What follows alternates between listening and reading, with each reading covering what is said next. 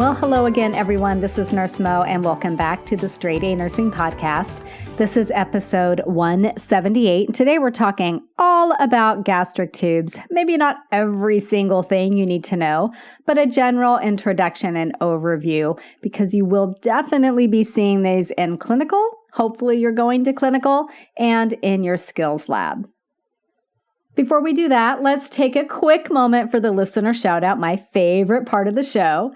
This one goes out to Gretchen, who says, "Sadly, I only discovered Nurse Mo a week after graduating from an ASN program. Oh, how much better it could have been if I had had her by my side then. Happily, I have her now. The podcasts have 10,000% increased my understanding and retention of information. This is the NCLEX prep I needed so badly. I will follow Nurse Mo forever."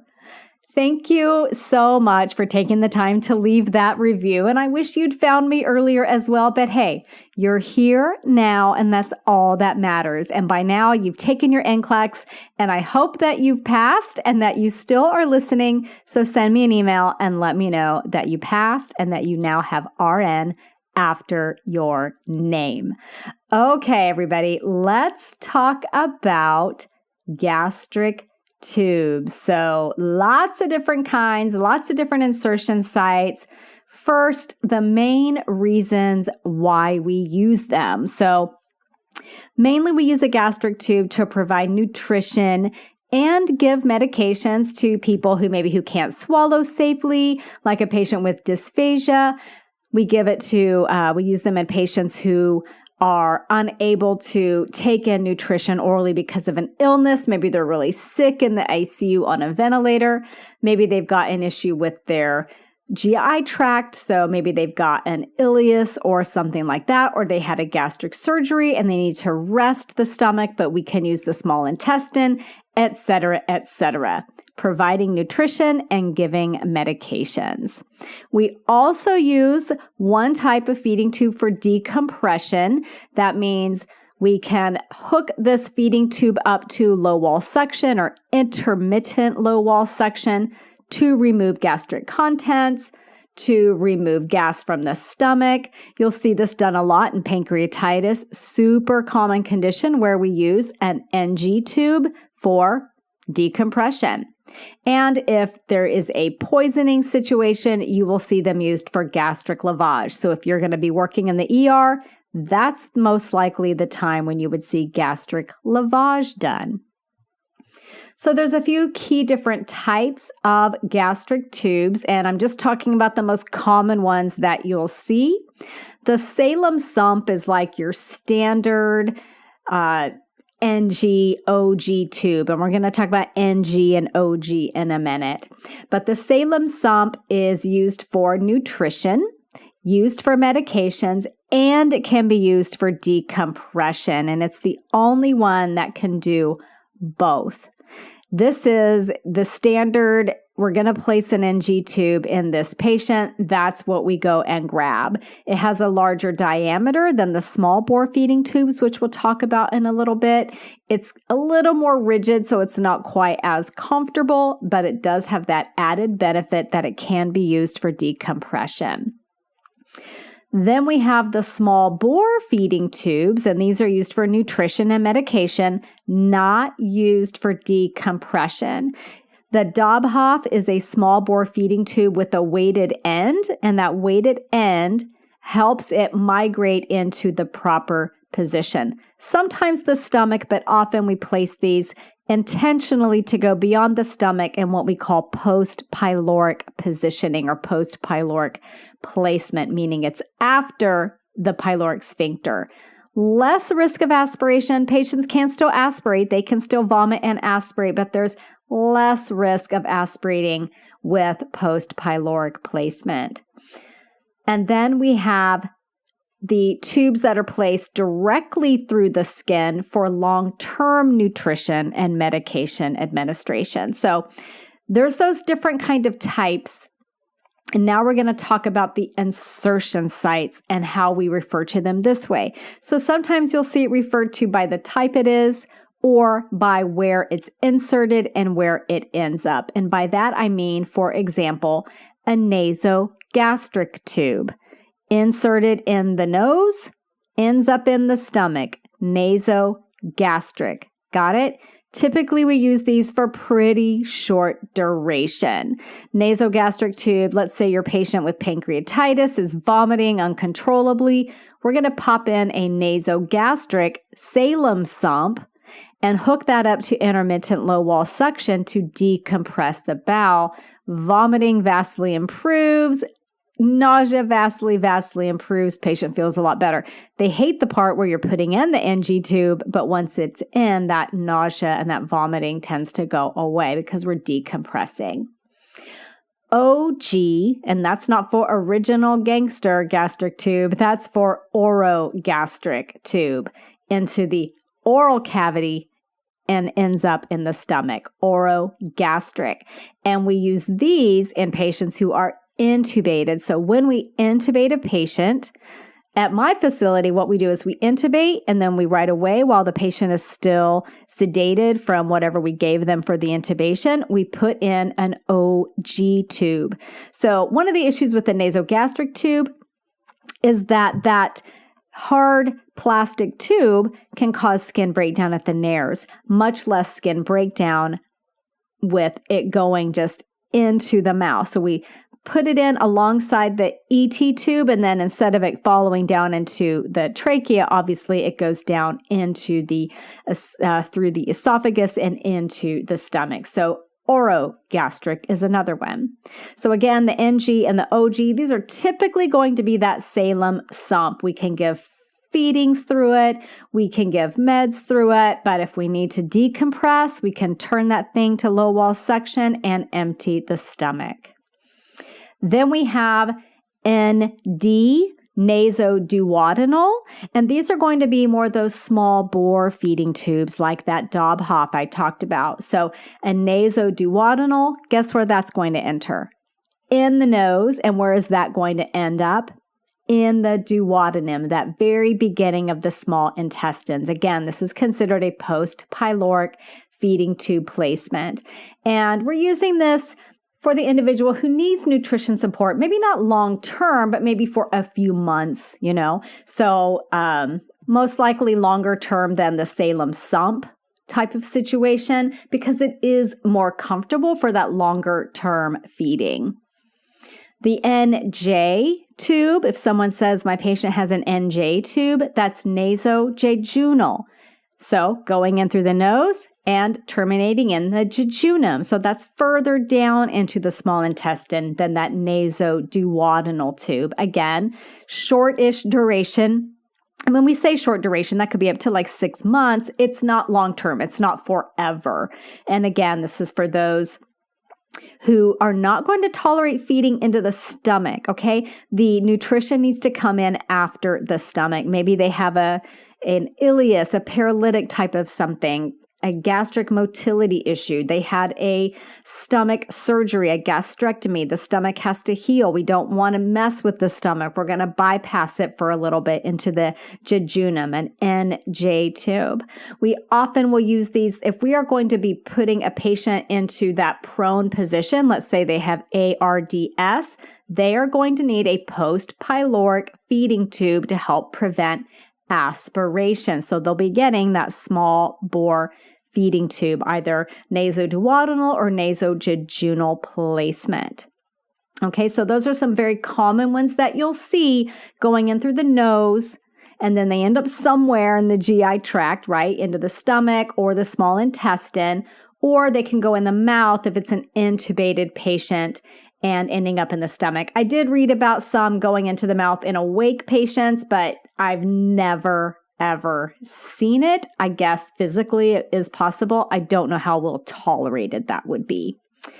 Then you have the gastric tubes that are inserted directly into the stomach, or they could be intestinal tubes as well. So they go right from the exterior of the abdominal wall into the site of insertion, into that place where they're going to be delivering the medication or the feeding. So these are what is used for the person who needs long-term nutrition, okay? So gastric tubes, often called G tubes, or PEG tubes, are the most common type. These are either placed surgically or placed endoscopically, and they go, again, straight into the stomach through the abdominal wall. So the G tube itself could have like a little longish tube on it, which is about, I'm going to say about 6 inches long, and that's called the PEG tube. Or it could be this little button device that's pretty much level with the skin, and this is called a Mickey button, which is super cute considering that it's used a lot in children. Having a Mickey button makes the device way less obtrusive, easier to conceal. It's not going to be flopping around getting caught on things, so it's a really great choice for kids. Then we have gastrojejunal tubes, or GJ tubes. I used to see these a lot in the ICU. And this one enters the digestive system, again, directly through that abdominal wall. So a lot of times the patient will start out with a G tube, but they're not tolerating feeding into the stomach. They need it to go into the intestine. And so it's a quick switch to turn that G tube into a GJ tube. So the question is always, when do I use the G port and when do I use the J port? So there'll be 2 ports on this tube. So again, many times that G tube is converted into a GJ into people who cannot tolerate gastric feeding but can tolerate intestinal feeding. In those cases, the MD may write, only use the J port. And then you would only use the J port, whether you're giving nutrition or whether you are giving meds. In some instances, nutrition is given through the J port, kind of like maybe like a slow, continuous or semi-continuous feed, while medications are given through the G port. So you just always need to read your medication orders carefully to ensure that you are using the correct port. And if you're not sure, and if nobody's giving you any information about it from the physician, ask the family. They know what the routine is, and then you can let the MD know so that they can put that into the patient's record and in their orders. The nice thing about the G port is that it can be vented to dispel gas and can be used for draining gastric contents if that is needed. Now, there are also J tubes, or strictly jejunal tubes, and these go directly into that intestine, that small intestine, through the abdominal wall. Not as commonly seen as the G tube and the GJ tube, and they must be surgically placed. Again, feedings are going to be given more slowly if you're going straight into the intestine. So those are kind of like the general overview of the different types of tubes that you will see, where they're inserted, what they're for, so that you have some familiarity around them if you go into clinical and you hear someone say your patient has a JG tube. You'll know, I need to know for sure which port to use for meds, which ports to use for food, okay? So you'll have that in your head. All right, let's talk about NG tube insertion, because this is what you will be doing the most commonly in clinical. It's what you're going to learn in your skills lab, and I want to talk you through it because it is hands down the most unpleasant thing that I've ever had to do to a person, and I want you to have some confidence around it. I hope I didn't scare you, but I don't like doing things to people that are uncomfortable. So the more I know about the proper technique, the more confident I feel. But yes, it's pretty unpleasant for the person on the receiving end. So I know you guys learn like step by step at school. So I'm not going to go through step by step like you learn in school. I'm going to tell you kind of the approach and how we do it at the bedside in the real world, okay? So one of the things that you want to do initially, and this will save you a lot of heartache, is ask the patient before you do anything if they have any issues with their nasal cavity, deviated septum, trauma to the nose, broken nose, nasal surgery. any issues with their nasal passages. If they have a bleeding disorder, you definitely want to know about that ahead of time. And if they say they don't really have any nasal issues, you could just simply say, do you breathe better out of one side than the other? You could even have them occlude one side and take a breath, and then occlude the other and take a breath, and see which one seems to be working better. It is going to be the side that is going to be easiest to pass the NG tube through, okay? And then I'm going to explain to them what we're doing, that I'm going to give them some water to sip, and that if they can maybe pant or swallow water, it's going to make this go by much, much faster. Tell them it's very normal for their eyes to water and that it is uncomfortable, but once we get past kind of the most horrible part, which is in the very beginning, we get through it and it's okay. And that once it's in place, it won't be as bad. So we just got to get through it, okay? It is really, really uncomfortable. So you want to get a towel or something across their chest in case there's a lot, they could vomit. There could be a lot of, drool, and there may even be some bleeding, hopefully not. But if there is, you want to just be ready for that. And then the other thing that you want to have at the bedside is a friend. I don't think I've ever tried to put in an NG tube by myself. A, I want moral support from a coworker, and B, you kind of want somebody there to gently be reassuring the patient and just, I'm not saying restrain them, but gently place their hands on the patient's hands, because the patient's response, like gut reaction, reflex, is going to be to reach up and grab at whatever you're doing. And you just want to gently reassure them to not do that. I mean, if someone stuck an NG tube up my nose, I would punch them. So I would be grateful if somebody was just gently reminding me not to do that, because I don't really want to punch anybody, but I think I would, because it just seems so uncomfortable. Then you want to take so we're grabbing our Salem sump. That's what we're talking about today. And it's not super soft, but you want to coil it, okay? It is kind of a stiffer plastic. So if you coil it around your hand, it'll kind of take on that coiling shape, which is good because that's going to help it get into the right position. If you had time ahead of time, you could put it in some cold water to help it kind of hold that coiled shape. I had a nurse friend who said she would put it in the freezer for a few minutes just to get it really cold, and then that would help it retain its shape. Just a little trick there, but you can, if nothing else, coil it around your hand for a little bit to help it take on kind of a curved shape. And then you want to do your measurements. So you guys learned in lab about the NEX measurement. So that's from the nares to the earlobe to the xiphoid process. So you get your measurements, you look at your tube, it has numbers on it, you figure out where you're going to go, 55 centimeters or 60 centimeters or whatever it is. It depends on the size of the patient. And then have the patient blow and clear their nose. And you want to...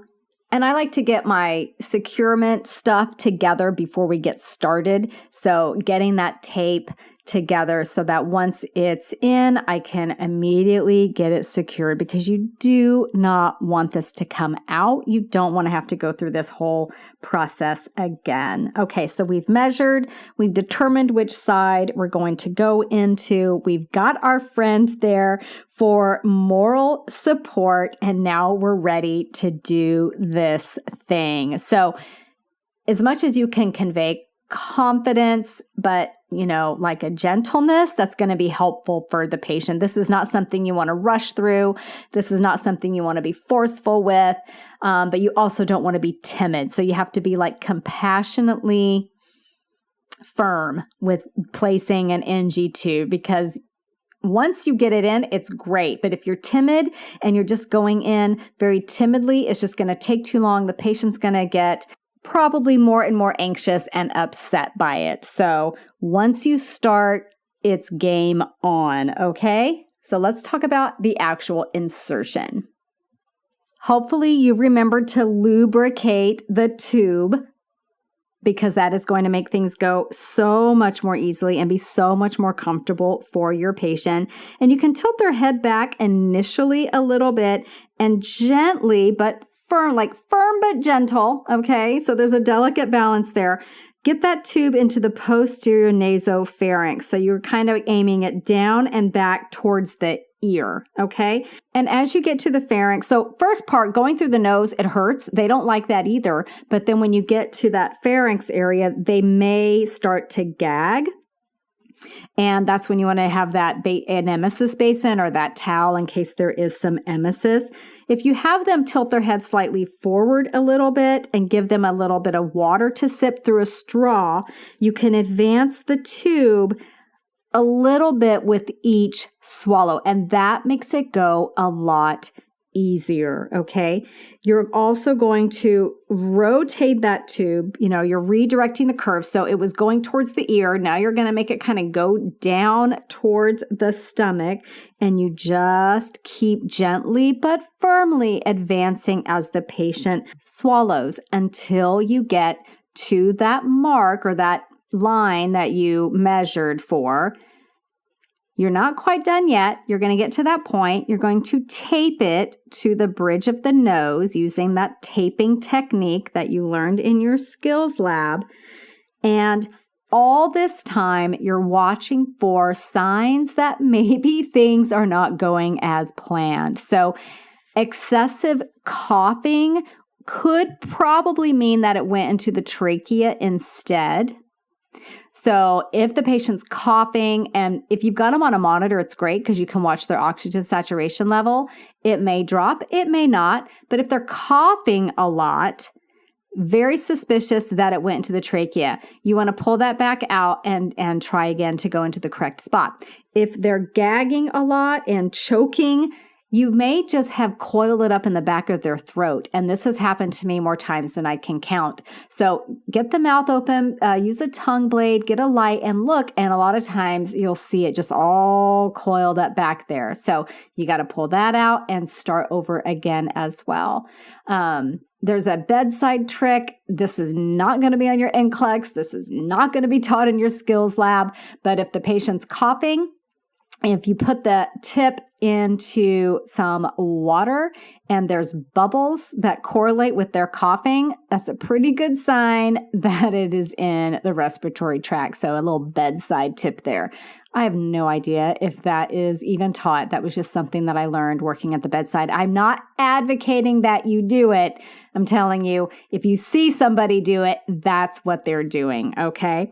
So if there's a lot of bleeding, you definitely want to reassess what you're doing at that point. And if at any time you feel a lot of resistance, do not push through that resistance. One of the scariest CT scans I ever saw was a CT scan. Was it a CT scan or an X-ray? I can't remember. It was an imaging study, and it was an NG tube that was in someone's brain because this patient had a very, what is that? Sphenoid bone, very delicate bone anyway. And whoever placed the NG tube went through that bone and ended up putting the nasogastric tube into the patient's brain. So please do not push past any resistance, okay? This should not be a difficult thing to do. The most difficult thing is the patient's discomfort, okay? But it should not be a difficult, forceful thing that you're having to do. You're compassionately firm, but you're not forcing anything at all, okay? Got it? All righty. So once that tube is in place, you want to make sure the patient can talk. If they can't, it's probably passing through the vocal cords and it went into the respiratory tract, so that would be an indication to get it out right away. And you want to confirm placement. The gold standard for confirmation of placement of an NG tube or an OG tube or whatever tube, NJ, ND, what have you, is X-ray. So you will learn the air auscultation technique at school. We'll do it at the bedside as a quickie, or if we're putting it in for decompression, you hook it up to low wall suction and you get gastric contents out. That's a pretty good sign you're in the stomach.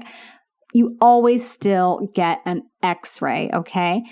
And once you get that x-ray, the physician looks at the x-ray, confirms placement of the NG tube. Maybe the radiologist is confirming it, but somebody is confirming the placement of the NG tube, the OG tube, the ND, NJ, what have you, before you instill anything in it. Understand?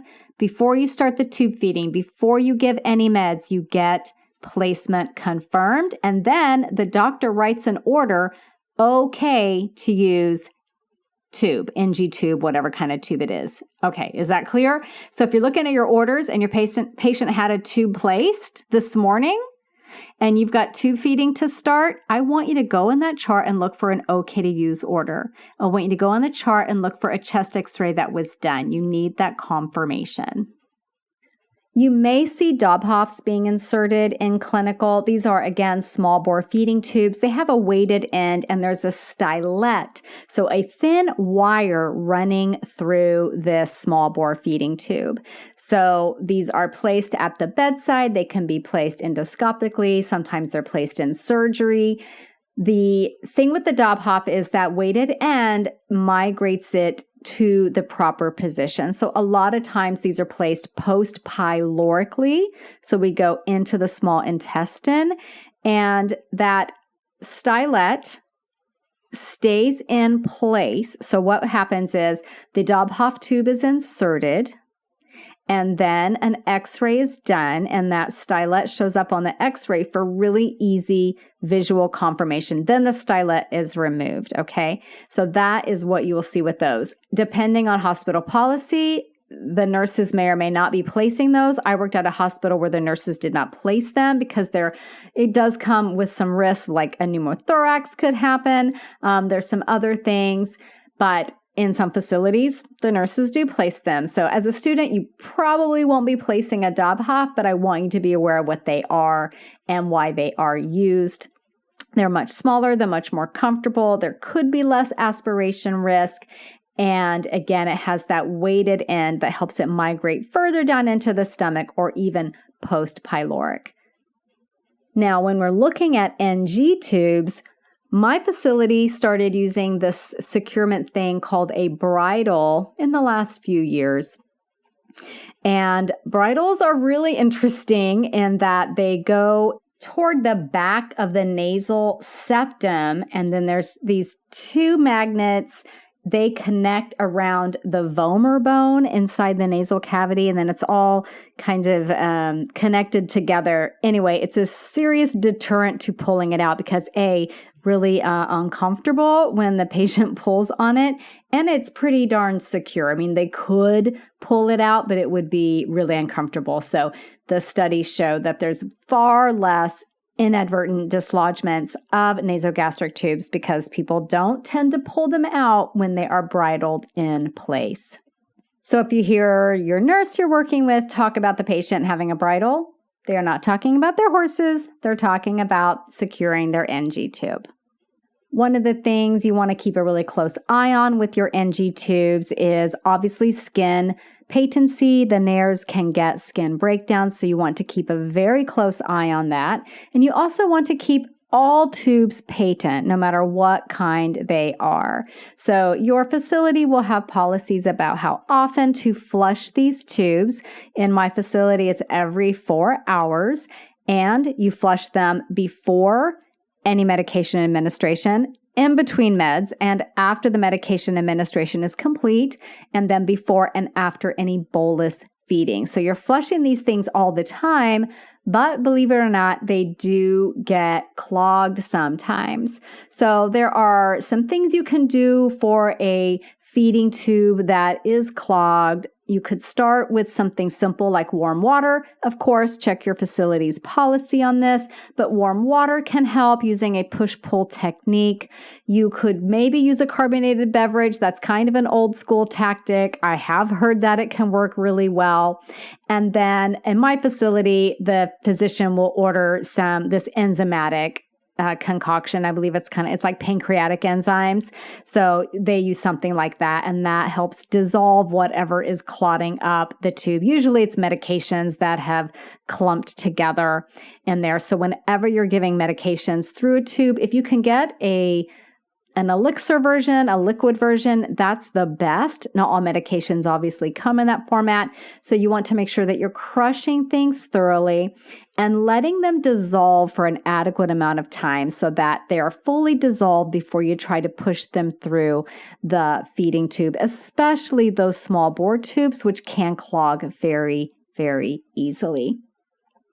So some safety things you always want to keep in mind with your feeding tubes is, head to bed at 30 degrees. You want to reduce aspiration risk, especially if the patient's on continuous feeding. There's always something in their stomach. They're always at risk for aspiration. You want to verify that placement before you ever use it. And then anytime the patient has a significant amount of movement, maybe you're transferring them from the bed to the gurney, or they go down to MRI or to CT scan, or they fell or whatever, always get verification again. And then before you use it, visually verify that it's at the mark where it is intended to be. If it's in the chart that it's at 55 centimeters or whatever, you want to check that it's at 55 centimeters, and you can mark it with the Sharpie as well so that it's very, very clear where it should be. Preventing removal, again, the bridle can help with that. Really good securement across the bridge of the nose can help. Not as much as a bridle though, but yes, if the taping is loose, get that secured. You can use that tincture of benzoin. Helps to make the skin extra sticky so that the adhesive will stick even better. Some patients will need to be restrained or wear mittens to prevent pulling it out. In kids, they put the no-nos on, the little board that keeps their arm from bending up towards their face, something like that.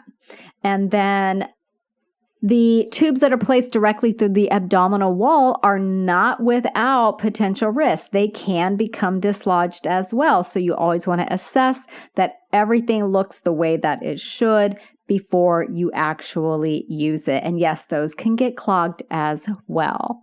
When I was precepting my final semester, we had a patient who it looked like their peg tube had gotten out of place, and the nurse was very concerned that the medication had been actually instilled into the peritoneal space instead of into the stomach, and it was a whole big thing to have that x-ray done and everything assessed. It was safe. It was actually fine, but the nurse was very concerned about that, as he should have been. I mean, it was very smart of him to be worried about that and to take that extra step to ensure that the patient was safe. So I never, ever forgot that, and I always check. Just because it's a long-term device does not mean that it can't move out of position. So there you have it, you guys. That's your down and dirty for your feeding tubes, kind of the different things that you'll see in clinical or in a skills lab. And then when you're going to work as a nurse, what it's like for real to do it on a real person. They probably won't like you very much unless they're vomiting uncontrollably and this stops it. Then they'll be grateful for it. But most of the time, it's pretty unpleasant for everyone involved, but it's best for the patient. So there you have it. All right, everybody. I will see you next week. Same time, same place. Bye for now. This podcast is brought to you by Straight A Nursing.